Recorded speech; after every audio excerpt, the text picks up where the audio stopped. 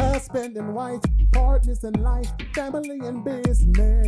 Through the ups and downs, we've overcome. God as a witness. From the household of faith to real estate to what's happening now. We've got something to talk about. So for the next few moments, please allow us to bring you something you can feel. It's time for the real talk about real life. Nothing but real. Gonna tell the truth, it's on design. Let's be real. Join in, tell your friends, 'cause every now and then we all need a reality check with the Adolphs. Welcome to Reality Check with the Adolphs. And I'm Tequila Adolph. And I'm Willie Adolph. And we're the Adolphs. This is a very special part 2 of God's Grace and Mercy with international inspirational speaker Donna Wick. We'll be right back. Bring on the day, trusting in God's instructions. Bring on the day, conversations with Billy and Tequila. Time to bring on, bring on, bring on, bring on, bring on, bring on, bring on the day. Welcome back to Reality Check with the Adolphs. And we're the Adolphs. On this segment, we are doing our question of the week. Guys, we encourage you to follow us on Facebook, Instagram, and Twitter, and YouTube, and find out what's the new question of the week, or submit your own question to get told on the show. Definitely. This week's question is, where would you like to go and why? I like to go to Whataburger or Popeye so I can eat. Oh! You asked where I would like to go. No, like travel. Oh. Like me and you, or me and the kids. Okay, and I you would and like to Mama. go through the drive-through because then I could travel around. I can leave from there. I don't have to sit down. We're not listening to him because we all know that I'm the boss. So I would like to go. Arby's, Chili's. Okay. Hush, because I had it all planned. What I was going to say. The Maldives. Am I even saying it right? Maldives, Maldives. I don't know. People said, and I looked it up. It was good. The Caribbean, Hawaii. Yes. And pretty much anything outside of Texas, because I haven't been outside of Texas, but Texas and Michigan. I would love to go to Hawaii. And I would like to actually go when, I know I'm weird, a volcano. I would love to see a volcano erupt and watch the lava go down. You can watch a movie for that. That's weird. You don't have to be there. We can anyway, record the movie. Let's hear what our fans said on Facebook. One said Africa because I heard it's great and want to see it for myself. Mm-hmm. That's good. Maine because of the lighthouses. Oh, lobsters. Aquaman. Am I saying this right? The Maldives, or Bora Bora. Okay. A chef said that those are some awesome places for food, and she referred us to go because she said we have exquisite taste. Awesome. Somebody said anywhere because I'm sick of being here. So I guess you're going to join us. I know. No, join you at Whataburger. Dubai because it's beautiful, and they want to see the river that runs through the mall. Oh. I didn't know anything about that. Hawaii and Africa, because I've never been there. Norway, my dad's family is from there, and my husband's father is from there as well. That's nice. Frankfurt in Israel. My mom is German, and my father is Jewish. Now, Israel, I would like to go there too. I would too. Greece and Egypt, just because they're beautiful spots to see. And, I mean, that's pretty much a long line of stuff that people want to do. So if we go to Egypt, will we see the return of the mummies? Guys, we'll be right back after this commercial break.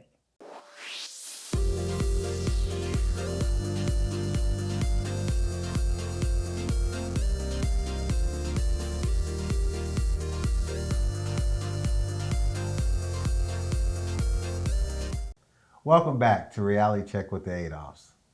And on today's episode, we have international inspirational speaker Donna Wick. This is the second part of God's Grace and Mercy, and we're going to discuss where we left off. So make sure you see part 1 to find out how this conversation is going. But Donna, first, thank you for coming.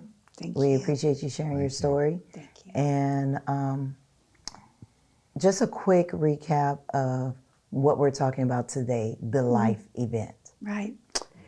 So, just picking up from last time, I'm telling everybody I'm not myself. I don't feel well. Something's wrong with me. Trying to find answers, and I'm surrounded by people that are just telling me, "You're just stressed. You're just stressed." I decided to take matters in my own hands, exercising my free will, and I decide I'm just going to get out of the pain. I'm going to go to Galveston. I'm going to off myself. I'm just going to take all these pills, and I did. I had been pleading to God on the way down to stall my car, do something to prevent me from getting to Galveston. But I did arrive in Galveston, and I stayed in a hotel that I would not normally stay, and I didn't tell anybody. I left no breadcrumbs. So this wasn't a suicide attempt to get attention. Yeah, come find This me. was I'm done. I'm tired. I'm finished. I want out of the pain. Sometimes people will say suicide is the coward's way out, but actually it is torturous. It's not cowardly at all. It is agonizing. When someone gets to that point, they feel like they have no other option. Mm-hmm. So I did go to my hotel room. I took out all the pills. I lined them up on the table. I had a bottle of champagne. I would pour the entire bottle into the palm of my hand. I would cup my face. I would swallow the pills back, drown it with champagne. Everything would fizz up. And I took all 8 bottles. And I literally died in my hotel room. About that time, a constable friend of mine in Montgomery County read a post of mine and did not think I was doing well, and called my children and said, "I don't think your mom is doing well." I pinged her phone. She's in Galveston. My kids are like, "My mom's not in Galveston. My mom's doing fine." But I wasn't. Everybody thought I was. And they called the sheriff's department in Galveston. No one knew where I was staying, so they had to go through all the hotels and see if they could find my car. And they ended up breaking down the door. And it took them an hour and a half in the hotel room to even revive me enough to put me in the ambulance. Wow. Because when you're dead, they don't put you in the ambulance. They call the coroner. And they revived me, got to the hospital. The first day there, I was in a coma. I was in a coma for a week. And during that coma, first day of my coma, my husband filed for divorce because they said that I might have brain damage. Then my employees back at my PR firm re-signed all of my clients, stole my clients, started their own PR firm. And when I came out of the coma, that's where God's mercy came in. And I'd been thinking all this time, God never heard my prayers, that God never answered my prayers. And I know a lot of people get in that situation where they just don't think God has their file anymore. God's lost their file. But God did hear my prayers. And instead of stopping me from going to Galveston, God made sure that I had access to EMS. He worked through the constable. He worked through my children. He worked on the great care that I received at the hospital. He restored me where I came out of that coma where I should have had a number of maladies. I was restored. I was in perfect health. Wow. That's God's mercy. That's God saying, you're not quite finished. I guess if there's really one message out of all of this, is really that, God loves you, God's for you, and God will find you. God will find you. Even through this broadcast, whether it's for you or you think, wow, somebody else would benefit from this, God is working through all of us to help whoever's out there that might be feeling sad or lonely or depressed. But God will find you, and God will help you. And it may be that person, like you're saying, that text message that might irritate them initially, but that will help them. One thing I talk about in my book, In Search for Glue, is putting together your own advisory board. And a lot of people think, my friends and my family are my advisory board, but they are not always. Because people, your friends and your family, they have agendas, they have conditions, they have expectations of you and your life. Now I have an advisory board. I have people that are for me. It doesn't mean they're bobbleheads. It doesn't mean that they always say yes. It means that they're going to ask me really great questions. They're going to help advise and counsel me. They're going to play devil's advocate. They're going to help me make really good decisions, because ultimately they want what's good for me. They want the best for me. I always say, look out for people who don't clap when you do well. So those are not your advisory board. I love the quote that says, everybody in your circle may not be in your corner. Yeah. And that is so true. He says that. That you need to have your own advisory board of people that are going to be for you, that want the best for you.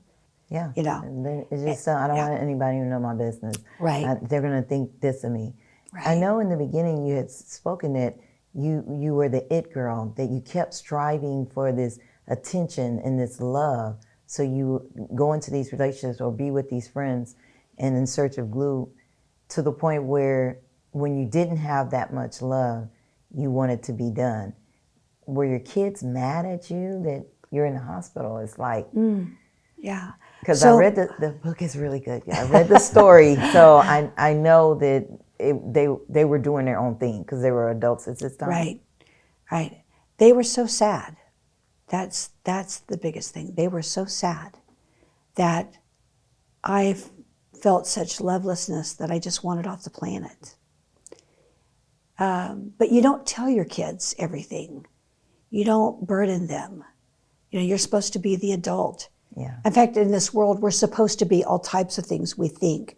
We're supposed to be this. We're supposed to be successful. We're supposed to have, we're supposed to all these things. And nobody tells us that it's okay to be frail. It's okay to be vulnerable. It's okay to have failures. One thing I kept pleading to God was, whatever you do not take my business. I mean, whatever you do not take my business. Because I spent 20 years building it. And that was sound like the first thing that was gone. That was the first thing that was gone. Wow. Oh, he pulled that rug out from under me so fast. And every now and then, I'm tempted to go back into that. And so just as God's always looking for us, sometimes the enemy's always looking for us too. And so we have to really be clear as to why we're doing certain things. And going back into that business is not good for me. Now I have more peace, calm, and comfort. I like who I am. I like what I stand for. I like what I'm doing in life. But it took a long time because I was trying to live up to everybody else's expectations of what I should do and who I should be. And so my kids were very sad. They were told 3 times the first day in the hospital. They were told 3 times, go in and say goodbye to your mother because we're not going to be able to help her. And yet here I am. Wow. That's God's mercy. Yeah. That is God's mercy. And sometimes we create. We were created in the image of God, but what we do is we reduce God down. We create God in the image of us. And with all of our judgment and our condemnation and our expectations and our agenda, that we don't see how God could love us because we're thinking with the mind of man. You know, in Matthew it says, love one another deeply. What that means is love one another with the heart of God. You can't love one another through man's mind. You have to love one another through the heart of God. And that was the experience for me. That's the mercy, is that now I do see myself made in the image of God, that I can love others unconditionally without expectation. I can forgive people. I don't blame my staff for re-signing clients and creating their own firm. They didn't know what was going on. They didn't know. You know, they needed certainty. We all need certainty. That's a main driver with us. We want to know, you know, what we can bank on. And I don't blame them. They were in fear. They needed to find a way themselves. So we're gonna go back to that. I wanted to see, how do you fix the blame? Because I'm sure it wasn't that easy to forgive as you're speaking. No. Guys, we'll be right back after this commercial break.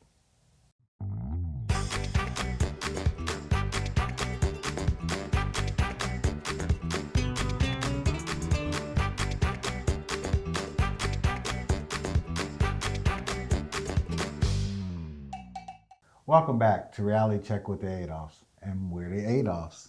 Yes. Guys, we're going to get back into the story of In Search of Glue. Donna, thank you. I keep saying thank you again because this really hits in different spots for everybody. Yeah. Everybody can take a piece of your story and say that's them. Now, you said that after the coma and your release from the hospital, you had to go into a psychiatric ward. And what was the name of that facility? And what are some of the things that help you to heal? Mm-hmm. So the name of the psych ward was Cypress Creek. It's off 1960 and here in Houston. And I remember them teaching us about self-care. And I called BS. I said, that is not a thing. They said, no, self-care is a thing. I said, that's not a thing. I mean, show me if it's in a book somewhere. And self-care is a thing. Self-care is a thing. Self-love is a thing. It's not arrogant. Self-love is a thing. I learned so much about my own grief in my life, my own PTSD in my life from how I was raised, how I would go back and repeat certain patterns. I learned about coping skills, that when I get upset, you know, how am I going to cope with that without drinking or drugging? I learned how to not only talk to people, but also listen to people in their own journey. It was invaluable. And self-care, a lot of people think self-care is taking a bubble bath. And that's part of it. That's a baby step. But self-care is really setting a boundary on how you're going to let people love you. You're going to set a boundary on what you're going to accept in your life. It's about you honoring your own space. And so for the first year, I dated me. I concentrated on my life. I concentrated on healing. I learned some really great techniques on forgiveness from actually from a guru near Dallas. He taught me these great exercises that releases unforgiveness. So it was an amalgamation of all types of things. It was scripture, it was therapy. In fact, I still meet with my therapist every other Thursday, and it's been 4 years now. Wow. I still do that because that's the thing that keeps me in check. And she knows my history. So when I want to twist off and do something, she is there to ask really great questions. So she's definitely on my advisory board. But I also now have a mindset coach because I wrote this book a year ago and I've done nothing with it because I was afraid. I was afraid to share my story. It's not a happy story, but it is inspirational and motivating in that there is life on the other side of it. There's life on the other side of misery. One of the things that I do is I go to CODA groups, or now it's actually on Zoom. What is that? CODA is Codependence Anonymous. And I didn't know that I was codependent, but the girlfriends that had stopped by my office in the previous segment we talked about, that they were part of CODA. And it's all about how to have healthy relationships and how to set boundaries. And it's not about the other person. We don't set the boundary for the other person, like you can't do that, you can't go there, you can't say that. It's about the boundary with me. You can't do that to me, you can't go there with me, you can't say that to me. And sometimes I exercise that daily. It's like, actually, you can't talk to me like that. Yeah, I'm not going to allow you. Yeah, but it's not from that, that place. It's from a place of, that actually wounds my spirit. It's not good for me to be around people that are going to be like this. But CODA it's a place where you can be vulnerable. It's like a 12-step. It's like an AA, Alcoholics Anonymous, but it's about relationships. If you find that you keep repeating the same patterns, then you need to go to CODA, because they're going to help you figure out what your triggers were. And I actually married men simply because they asked me. Wow.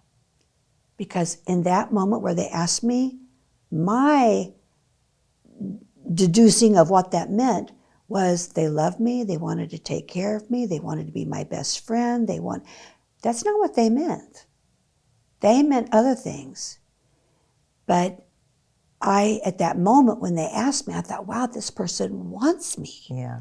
They want me in their life. So yeah, I'll marry you. And it was not good. Your real peace is found from living from the inside out, where you are the one making the choices in your life. So CODA is really all about that. And in my book, I talk about the different personality types of that. And my personality type was being compliant. So whatever you want to do, I want to do. And so I stopped doing a lot of the things that I wanted to do because I didn't want to go against the grain of what this person wanted to do, because I didn't want them to stop liking me or stop loving me. And, if you find that you have to dumb yourself down, or you have to just be compliant, not rock the boat, we say, don't rock the boat. Well, yeah, I think you do have to rock the boat a little bit if you want to live your life. Yeah. If you don't want to live your life, then get in somebody else's boat. But that's like putting the key in somebody else's pocket to your happiness. Yeah. So the book, the first part of the book is about my journey. I think a lot of people will find some similarities in some of the things I was feeling. But the second half of the book is all about healing, moving past, moving beyond, moving forward. And that's the place we want to be. Living life on your own terms, making your own choices and decisions, creating your own advisory board, living a compelling life, doing things that you've never done before just to find out what else is inside you. Yeah. And so that's where we want to get, is to live our authentic life. A lot of people say that, and I think when people think about living their authentic life, they think about saying whatever it is they want to say. That's not it exactly. It's you really doing for you what best suits you, your own choices, your own decisions. And so that's why I hope people pick up the book. Now, you keep saying advisory board. What are 3 things you look for the people that are in this advisory board? That is such a great question. That really is. I want to know. Yeah. It's for people that represent your future, not your past. And I think a lot of us surround our lives, surround ourselves with people that represent our past, because there's that familiarity. Yeah. You've had trash relationships? Me too. Okay. But actually, you just founded an organization to help underserved children. I want to learn how you do that. I want to move forward in my life. So it's people that represent your future. Oftentimes, and in my case, it may not be so hard to do, but find people smarter than you. You know, if you're the smartest person in the room, you're in the wrong room. Wow. You know, you need to find people that are smarter than you. Learn from them. Don't be intimidated. Learn from them. Ask them to be part of your advisory board. And then people that are working on their lives. That they're not a complete success. They don't have to be a complete success, but they are making the journey. So for me, that's people that are either going to therapy or involved in CODA, that they're continuing this journey to better themselves. That's what I look for. That's a great question. That's a great question, because most of us do surround ourselves with people that represent, you know, all the trash we've been through. Yeah. And girl, we need to leave that behind. Yeah. So we want to say congratulations on actually writing the book. Thank you. Getting it published. How do we get in contact with you on getting a copy of this book? Okay. First of all, I am on Facebook, Donna Wick, and there it has all my contact information. It is on Amazon, and so you can find it there also. But I really hope you join me on my Facebook, because I would really like to meet, you know, folks and talk about your journey, you know, and there are a lot of people that this is going to bring up things for them that, you know, I'd be a great person to talk. I'm like the person on the airplane, you know, you can tell me everything. Yeah. Because I might not see you no more. That's right. All right, guys. Thank you, Donna, for sharing your story. And actually, this is my copy of the book. Our copy. And we'll be right back after this commercial.